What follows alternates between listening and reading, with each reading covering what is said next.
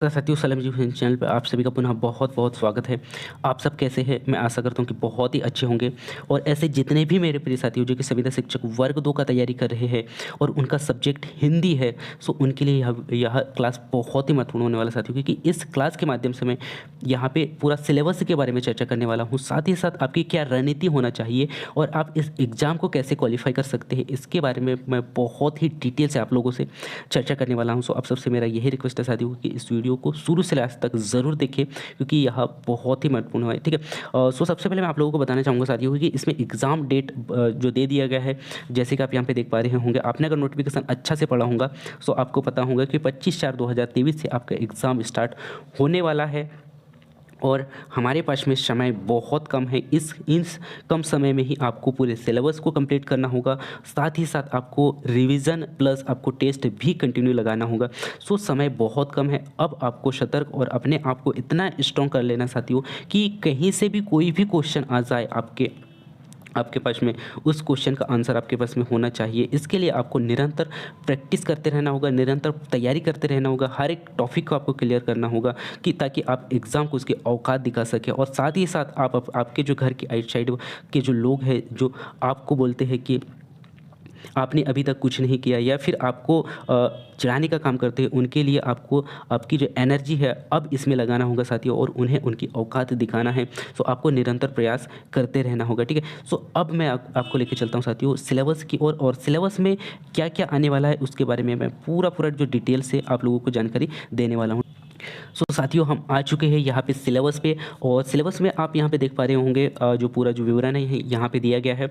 सो सबसे पहले मैं आप लोगों को यहाँ पे बताना चाहूँगा साथियों कि एग्ज़ाम पैटर्न क्या होने वाला है, कितने क्वेश्चन आने वाले हैं और यहाँ पे इस बार एक बहुत ही ज़बरदस्त बदलाव क्या हुआ है उसके बारे में भी मैं पूरा डिटेल से आप लोगों को बताने वाला हूँ, ठीक है। सो सबसे पहले मैं आप लोगों से यहाँ पे चर्चा करता हूँ साथियों कि सबसे पहले यहाँ पे जो एग्ज़ाम पैटर्न यहाँ पे थोड़ा-सा चेंज हुआ है, जो कि माइनस मार्किंग यहाँ पे ऐड कर दिया है और आपको यहाँ पे आपसे क्वेश्चन पूछे जाने वाले साथियों, वो क्वेश्चन हैं यहाँ पे 150 नंबर के और ये ऑफ़िशियल नोटिफ़िकेशन में देख पा रहे हो, है ना?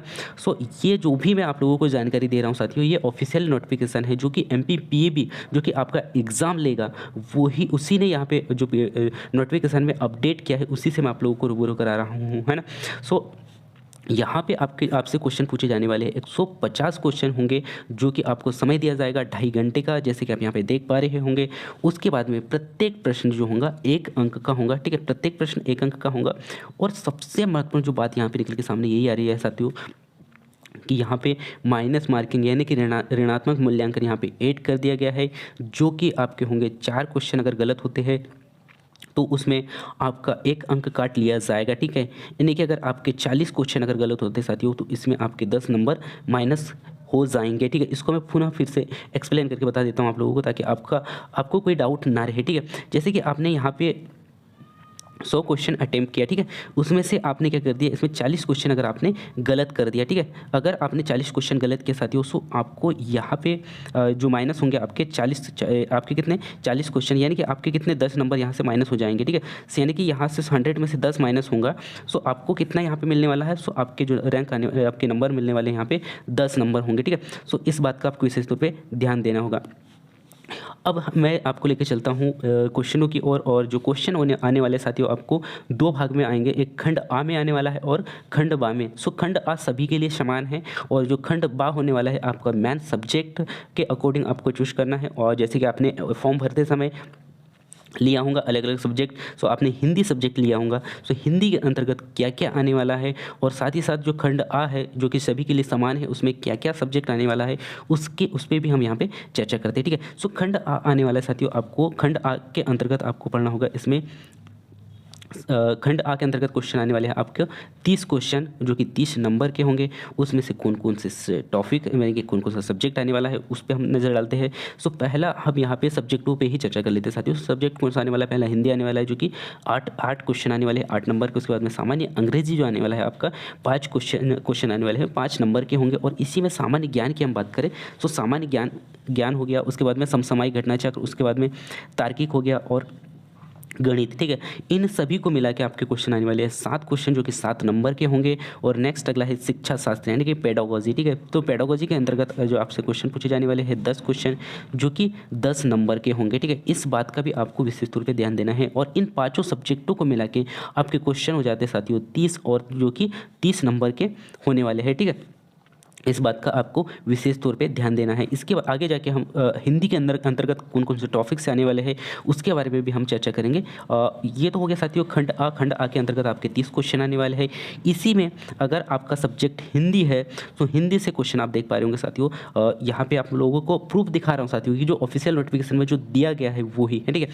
सो आप यहाँ पे देख पा रहे होंगे 120 क्वेश्चन आने वाले हैं, जो कि 120 अंक के होंगे, ठीक है।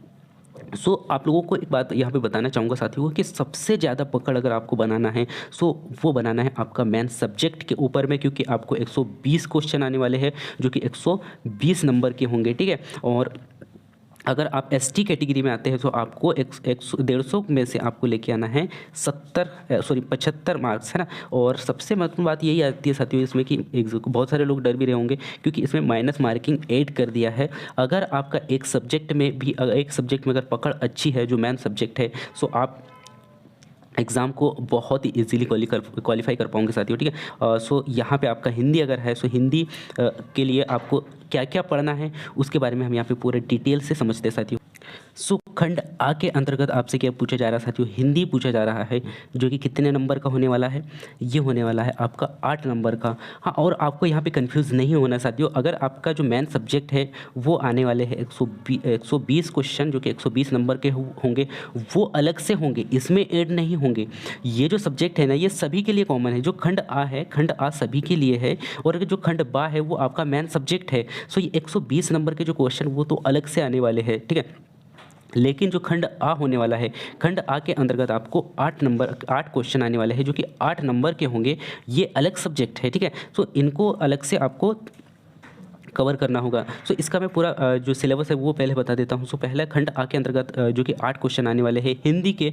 सो हिंदी में आपको क्या क्या पढ़ना है, सो आपको यहाँ पे देखना होगा साथियों। भाषाई समझ, अवबोध के लिए 2 अपठित दो अपठित दिए जाएंगे, ठीक है। उसके बाद जिसमें कि गद्यांश होगा, गद्यांश के अंतर्गत नाटक, एकांकी घटना एवं उसके बाद में निबंध, कहानी इत्यादि, ठीक है। इसके बाद में दूसरा अपठित जो पद्यांश होगा, पद्य के रूप में आपको अपठित में समझ, अवबोध, व्याख्या, व्याकरण, मौखिक योग्यता से संबंधित क्वेश्चन आपसे पूछे जाएंगे। उसके साथ में इसमें साहित्य हो गया, वैज्ञानिक हो गया, उसके बाद में सामाजिक समरसता एवं काल्पनिक घटनाएं या घटनाओं से आधारित जो क्वेश्चन होंगे, ठीक है। सो उसमें आपसे क्वेश्चन पूछे जाएंगे साथियों 8 क्वेश्चन हिंदी के, और जो कि 8 नंबर का होगा, ठीक है। सो हमने हिंदी पे चर्चा कर लिया। सो हिंदी के जो टॉपिक मैंने आप लोगों को बताया उनको आप अच्छे से कॉपी में लिख लीजिए साथियों, या फिर इसका स्क्रीनशॉट ले लीजिए, ठीक है। इसके बाद में नेक्स्ट अगला सब्जेक्ट आने वाला साथियों आपका खंड आ के अंतर्गत ही इंग्लिश, ठीक है। सो इंग्लिश आपको यहाँ पे पूछा जा रहा है 5 क्वेश्चन, जो कि 5 नंबर के होने वाले, ठीक है। कितने 5 नंबर के होने वाले हैं, और इसके अंतर्गत आपको पढ़ना क्या क्या है। सो इसके अंतर्गत आपको पढ़ना होगा साथियों रीडिंग, ठीक है। उसके बाद में वोकेबलरी पढ़ना होगा। उसके बाद में यहाँ पे ग्रामर आपसे पूछा जाएगा, जैसे कि आर्टिकल हो गया, मॉडल्स हो गया, है ना। उसके बाद में नाउन प्रोनाउन हो गया, उसके बाद में टेंस हो गया।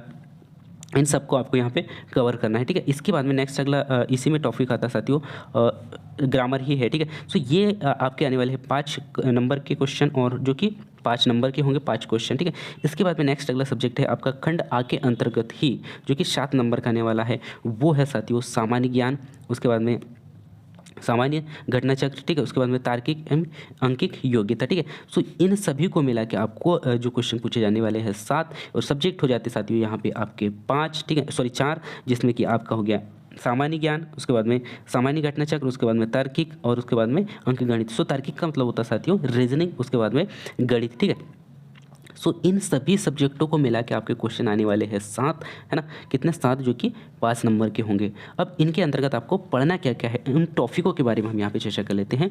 सो इनके अंतर्गत आपको पढ़ना होगा साथियों सबसे पहला जो टॉपिक है आपका सामान्य ज्ञान, ठीक है। तो सामान्य ज्ञान एवं समसामयिक घटना चक्र के अंतर्गत आपको पढ़ना होगा समसामयिक मामले एवं राष्ट्रीय व अंतर्राष्ट्रीय महत्व की घटनाएं, भारत का इतिहास, उसके बाद में भारत के इतिहास, भारत के राष्ट्रीय आंदोलन, उसके बाद में भारत व संसार का भूगोल, उसके बाद में भारत व संसार का भौतिक, ठीक, उसके बाद में सामाजिक हो गया, उसके बाद में आर्थिक, भूगोल आदि एवं भारतीय राजनीतिक, उसके बाद में तंत्र एवं संविधान, उसके बाद में राजनीतिक तंत्र, उसके बाद में नेक्स्ट अगला पढ़ना होगा साथियों आपको सांख्यिकी एवं सामाजिक क्षेत्र में पहल आदि, ठीक है। उसके बाद में पर्यावरण पर्यावरण एवं पारिस्थितिकी तंत्र, ठीक है। उसके बाद में जैव विविधता और उसके बाद में मौसम में बदलाव एवं सामान्य विज्ञान, ठीक है। इसके आधार पर नेक्स्ट अगला आपको देखना होगा सामान्य मुद्दे, उसके बाद में भारतीय संस्कृति एवं राष्ट्रीय एवं अंतर्राष्ट्रीय खेलकूद, या फिर मध्य प्रदेश का इतिहास एवं भूगोल एवं राजनीतिक, ठीक है। और साथ ही साथ यहाँ पे आपको पढ़ना होगा साथियों मध्य प्रदेश का आर्थिक एवं सामाजिक विकास, ठीक है।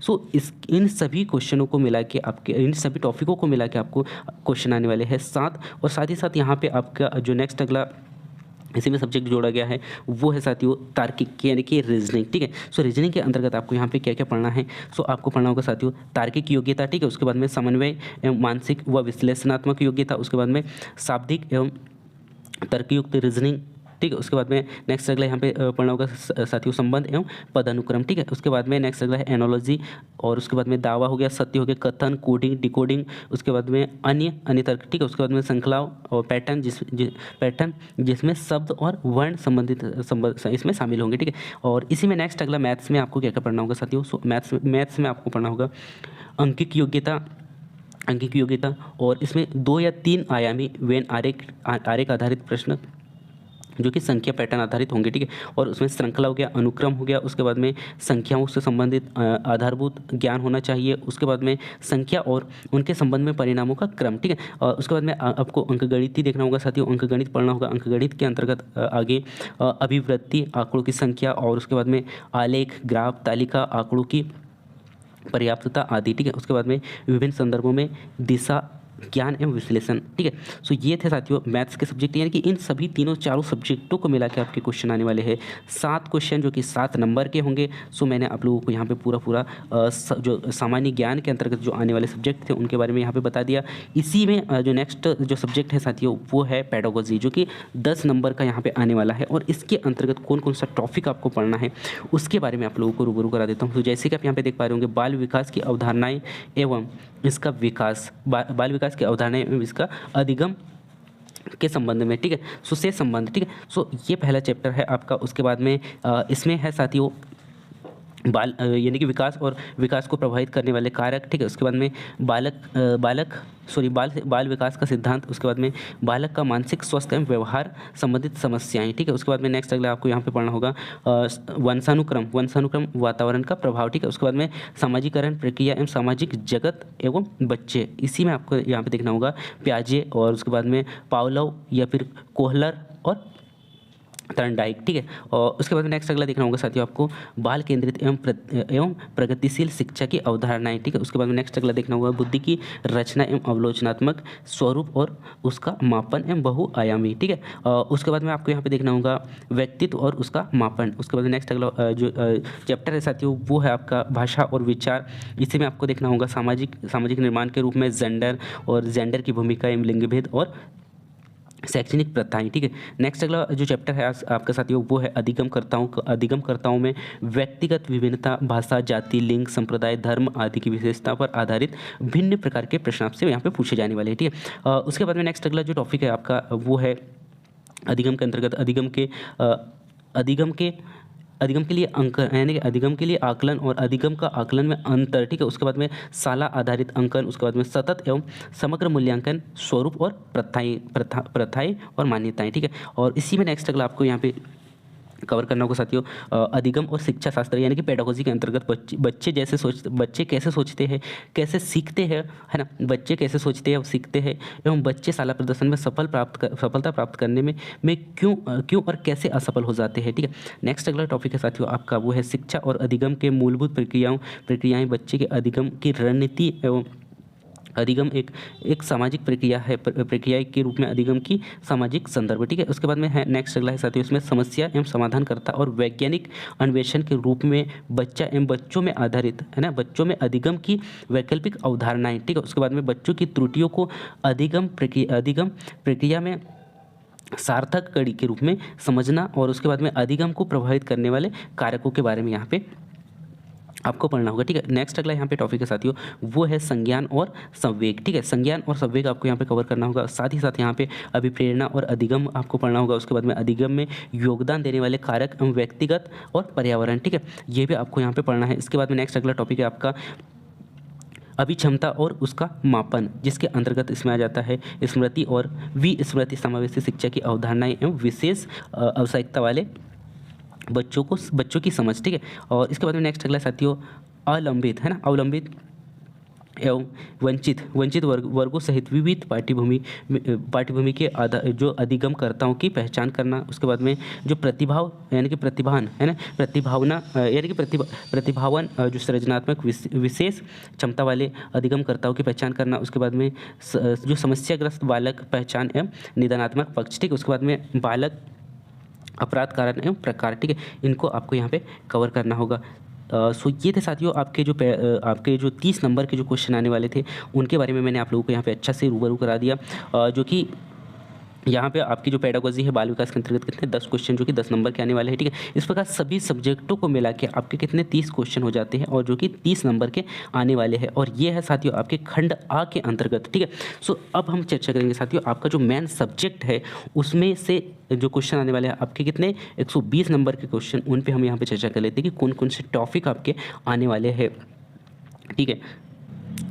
सो आपको यहाँ पे पूछा जा रहा साथियों, जैसे कि आप यहाँ पे देख पा रहे होंगे 120 नंबर के भी 120 क्वेश्चन आने वाले हैं जो कि 120 नंबर के होंगे, ठीक है। और जैसे कि आप यहाँ पे आपको पढ़ना होगा सबसे पहला भाषाई समझ या अवबोध के अंतर्गत वाक्य बोध एवं भाषा बोध, इसमें विराम चिन्ह, है ना, विराम चिन्ह हो गया और उनका अनुप्रयोग। उसके बाद में वाक्य के अंतर्गत आपको रचना, शुद्ध वाक्य रचना, और उसके बाद में वाक्य परिवर्तन, वाक्यों के प्रकार, ठीक है, इसी के अंतर्गत आपको रचना हो गया, अर्थ हो गया, वाच्य हो गया, वाच्य आधारित आधार पर। उसके बाद में वाक्य बोध, ठीक है। इसके बाद में मुहावरे, लोकाक्तियाँ, उसके बाद में लोकाक्तियाँ और उन वाक्यों में प्रयोग, यानी कि उनका वाक्यों में प्रयोग में बोली जाने वाली बोली के बारे में आपको यहाँ पे पढ़ना होगा। उसके बाद में विभाषा हो गया, मातृभाषा हो गया, राजभाषा हो गया और राष्ट्रभाषा, ठीक है। इसी के अंतर्गत काव्य बोध आपको पढ़ना होगा, और काव्य बोध के अंतर्गत आपको पढ़ना होगा साथियों काव्य परिभाषा, काव्य भेद, उसके बाद में प्रबंधक यानी कि प्रबंधक काव्य, उसके बाद में मुक्तक काव्य या फिर काव्य गुण, ठीक है। इसी में आपको यहाँ पर पढ़ना होगा साथियों संबंध शक्ति, ठीक है। उसके बाद में छंद, मात्रिक छंद, उसके बाद में वर्णिक छंद और कुंडलित एवं घना यानी कि घनाछारी, उसके बाद में मंदा करंता, उसके बाद में छप्पय और कवित्य, और उसके बाद में सवैया। और अलंकार के अंतर्गत आपको यहाँ पे देखना होगा साथियों यामक अलंकार और श्लेष और वैजयंती, और उसके बाद में वैजयंतिता, और उसके बाद में विभावना और विश्लेषाक्ति, उसके बाद में भंतिमान, संदेह। नेक्स्ट अगला यहाँ पे आपको कवर करना होगा साथियों विरोधाभास एवं अपवृत्ति, ठीक है। और उसके बाद में नेक्स्ट अगला यहाँ यहीं पे काव्यबोध के अंतर्गत आपको रस परिचय और अंग एवं रसभेद के बारे में आपको यहाँ पे पढ़ना होगा, ठीक है। इसी के बाद में नेक्स्ट अगला टॉपिक आता है साथियों, वो है अपठित बोध। सो इसके अंतर्गत आपको यहाँ पे क्वेश्चन पूछे जाने वाले हैं, वो है आपके अपठित गद्यांश के अपठित बोध के अंतर्गत आपको पूछे जाने वाले हैं यहाँ पे जैसे कि आप यहाँ पे देख पा रहे हो गद्यांश हो गया, और उसके बाद में पद्यांश हो गया, और शीर्षक एवं व्याख्या का सारांश, ठीक है। इसमें निबंध के अंतर्गत आपको यहाँ पे पूछा जाएगा साथियों सामाजिक, सांस्कृतिक और सामाजिक समस्याओं, और उसके बाद में विचारात्मक और भावात्मक और ललित विषय यानी कि ललित विषयों पर निबंध आपको यहाँ से पूछे जाने वाले हैं, ठीक है। और उसके बाद में पत्र लेखन में औपचारिक, है ना, और औपचारिक हो गया, उसके बाद में अनौपचारिक हो गया, सामायिक, और उसके बाद में सामायिक समस्याओं के समाधान हेतु संपादन के नाम एवं पत्र, ठीक है। इसी के बाद में नेक्स्ट अगला हिंदी साहित्य के अंतर्गत आपको यहाँ पे पूछा जाने वाला है साथियों हिंदी काव्य और उसका विकास। इसी के अंतर्गत आपको पद्य साहित्य का विकास, आदिकाल, उसके बाद में भक्तिकाल, रीतिकाल हो गया, उसके बाद में सामान्य परिचय और साहित्य एवं कविता और कवियाँ, या फिर साहित्य परिचय, रचनाएं एवं काव्यगत विशेषताएं एवं भाव पक्ष एवं कला पक्ष इत्यादि आपको यहाँ पे पढ़ना होगा, ठीक है। इसके बाद में नेक्स्ट अगला टॉपिक इसी के अंतर्गत आता है साथियों आधुनिक काल की प्रमुख प्रवृत्तियाँ, छायावाद और रहस्यवाद, और उसके बाद में प्रगतिवाद और प्रयोगवाद, और नई कविताओं का समन्वय, परिचय और साहित्य एवं कविता यानी कि कवियों का क्या होना चाहिए, साहित्य परिचय इत्यादि आपको यहाँ पे कवर करना होगा, ठीक है। इसी के अंतर्गत नेक्स्ट अगला जो टॉपिक है साथियों वो है आपका गद्य और उसका विकास, ठीक है। सो गद्य और उसका विकास के अंतर्गत आपको पढ़ना होगा गद्य साहित्य की विधि यानी कि विविध विविध विधाएं। इसके अंतर्गत निबंध, नाटक, कहानी और उनका जो सामान्य परिचय, लेखन परिचय इत्यादि, ठीक है। और उसके बाद में इसी में आपको देखना होगा भाषाई विकास हेतु निर्धारित शिक्षा शास्त्र, उसके बाद में भाषा सीखना और संग्रहणशील भाषा शिक्षण के सिद्धांत, ठीक है। ये आपको यहाँ पे पढ़ना है। और इसी के अंतर्गत आपको यहाँ पे पढ़ना होगा साथियों भाषा सीखना और ग्रहणशीलता, ठीक है। और नेक्स्ट अगला जो टॉपिक है यहाँ पे आपका भाषा शिक्षण के सिद्धांत। और इसी के अंतर्गत नेक्स्ट अगला है कि भाषा शिक्षण में सुनने एवं बोलने की भूमिका। और उसके बाद में नेक्स्ट अगला इसी में है भाषा के कार्य, बच्चे भाषा का प्रयोग कैसे करते हैं। और इसी में है मौखिक और लिखित अभिव्यक्ति के अंतर्गत भाषा सीखने का व्याकरण की भूमिका है, ठीक है। उसके बाद में इसी में नेक्स्ट है साथियों भाषा शिक्षण में विभिन्न स्तरों के बच्चों की जो चुनौतियाँ होती हैं, चुनौतियाँ एवं कठिनाइयाँ एवं त्रुटियाँ एवं क्रमबद्धता, ठीक है। इसी में नेक्स्ट अगला टॉपिक है साथियों आपका भाषा के चारों कौशल है ना, चारों कौशल जैसे कि सुनना, बोलना, पढ़ना, लिखना का मूल्यांकन करना। और नेक्स्ट अगला और लास्ट जो आपका जो चैप्टर आने वाला है साथियों वो है कक्षा में शिक्षण अधिगम सामग्री एवं पाठ्य पुस्तक, दूरसंचार है ना, दूरसंचार के अंतर्गत दृश्य एवं श्रव्य सामग्री है ना। उसके बाद में बाह्य कक्ष एवं श्रोता एवं पुनः शिक्षण इत्यादि, ठीक है। सो इन सभी से क्वेश्चन आपको पूछे जाने वाले साथियों 120 क्वेश्चन, और वो होंगे आपके 120 नंबर के। सो ये आने वाला है आपका खंड बा के अंतर्गत, ठीक है। सो इसको मैं पुनः पेश रिपीट कर देता हूँ साथियों कि खंड आ आपका आने वाला है कितना 30 क्वेश्चन, जो कि 30 क्वेश्चन होंगे 30 नंबर के, और इसमें 120 क्वेश्चन होंगे आपके 120 नंबर के, ठीक है। सो आपको इनको दोनों को ध्यान में रखना है और हर एक टॉपिक को आपको क्लियर करना होगा साथियों। अगर आप एग्ज़ाम को क्वालिफाई करना चाहते हैं तो आपको ऐसी रणनीति बनाना होगा कि आप हर एक सब्जेक्ट को क्लियर करो। और साथ ही साथ यहाँ पे एक ही सब्जेक्ट है आपका हिंदी, क्योंकि हिंदी में आपको पता है कि 20 यानी कि 120 क्वेश्चन आने वाले हैं, और 120 क्वेश्चनों को आपको इतना ज़बरदस्त आपको जो टॉपिक है ना उनको कवर करना है साथियों, क्योंकि अगर वहाँ से क्वेश्चन बनता भी है, क्योंकि क्वेश्चन तो बनेगा ही डेफिनेटली। सो वहाँ से क्वेश्चन बनता है, जैसे क्वेश्चन बनता है वैसे आपके माइंड में आंसर उसका क्लिक होना चाहिए। तो इसके लिए आपको निरंतर प्रयास करते रहना होगा। साथ ही साथ आपको प्रैक्टिस प्लस रिविज़न बहुत ज़्यादा ज़रूरी है। और साथ ही साथ सबसे महत्वपूर्ण बात है यहाँ पे साथियों कि टेस्ट लगाना। जब अगर आपने टॉपिक क्लियर कर लिया, टॉपिक क्लियर करने के बाद में आपको इसमें कवर करना होगा टेस्ट, और टेस्ट लगाना बहुत ही ज़रूरी है साथियों, क्योंकि अगर आप यहाँ पे टेस्ट नहीं लगाओगे और डायरेक्ट जाओगे एग्ज़ाम में बैठने, सो वहाँ पे आप फेल होंगे ही, ये फिक्स है। सो इसके लिए सबसे पहले अपना खुद का परीक्षण आपको करना होगा टेस्ट के माध्यम से। और टेस्ट एक बहुत ही अच्छा माध्यम है जो कि आपका रैंक को चेक करता है, आपने जो पढ़ा है, आपको क्या याद है क्या नहीं है, और आपको क्या और पढ़ना है, इन सब के बारे में बहुत ही डिटेल से समझा के देता है साथियों। सो आपको टेस्ट देना बहुत ही ज़रूरी है। साथ ही साथ आपको हर एक सब्जेक्ट का टाइम टेबल बनाइए। हिंदी में खासकर आपको टाइम बहुत ज़्यादा देना है। अभी आप टाइम टेबल बढ़ाइए। इसमें आप सबसे पहले 2 से 3 घंटा दीजिए, उसके बाद में 3 से 4 घंटे दीजिए, 4 से 5 घंटे दीजिए, और इसी प्रकार कम से कम नहीं तो भी एक सब्जेक्ट को देना होगा, आपका जो मेन सब्जेक्ट है उसको 5 से 6 घंटे देना ही है साथियों। तभी आप यहाँ पे एग्ज़ाम को क्वालिफाई कर पाओगे, क्योंकि आपको पता है कि एग्ज़ाम होने वाला है माइनस मार्किंग। क्योंकि अगर आपके 4 क्वेश्चन अगर गलत होते हैं सो आपके यहाँ पे होने वाले हैं 1 नंबर कम। यानी कि अगर आपने 100 क्वेश्चन अटैम्प्ट किया और अगर आपके 40 क्वेश्चन अगर गलत हो जाते हैं सो आपके 10 नंबर यहाँ से माइनस हो जाएंगे, ठीक है। सो अगर आपको क्वालिफाई करना ही है तो आपको अभी से आपकी जो रणनीति है उसको स्ट्रॉन्ग करना है। साथ ही साथ अगर आपके पास में बुक्स नहीं है सो अभी आप बुक्स ले लीजिए और बुक्स के साथ साथ में अपनी तैयारी को स्ट्रॉन्ग कीजिए। साथ ही साथ अगर आप कहीं कोचिंग संस्थानों में नहीं जा रहे हैं सो आप ऑनलाइन क्लासेस अटेंड कर सकते हैं, क्योंकि ऑनलाइन क्लासेस भी बहुत ही ज़्यादा भी मिल रही है। जैसे कि आप सत्यादि शर्मा से आप देख सकते हैं, या फिर विनर्स अभी बहुत ही ज़्यादा चर्चित है, और वहाँ से भी लोग बहुत ज़्यादा पढ़ के जो है एग्ज़ाम को क्वालिफाई किए हैं। जैसे अभी कुछ समय पहले आया था साथियों संविदा वर्ग 3 का, सो वर्ग 3 में बहुत सारे लोगों ने क्वालिफाई किए हैं और उन्होंने तैयारी वहीं से ऑनलाइन के माध्यम से की है, और आज उनके पास में एक बहुत अच्छी जॉब है साथियों, ठीक है। सो आप भी वहाँ से तैयारी कर सकते हैं और एग्ज़ाम को क्लियर कर सकते हैं, ठीक है। सो बस अपना जो समय है उसको सही समय और सही दिशा देते हुए अपना सही डायरेक्शन, आपका जो भी गोल है उसमें आपका फोकस होना चाहिए। जैसे कि आप यहाँ पे संविदा को टारगेट किया है और संविदा शिक्षक वर्ग 2 बनना चाहते हो, सो उसके लिए आपको निरंतर प्रयास करते रहना होगा और हर एक सब्जेक्ट को क्लियर करना होगा, ठीक है। सो इन्हीं शुभकामनाओं के साथ में हम मिलते हैं नेक्स्ट क्लास में। तब तक जय हिंद, वंदे मातरम।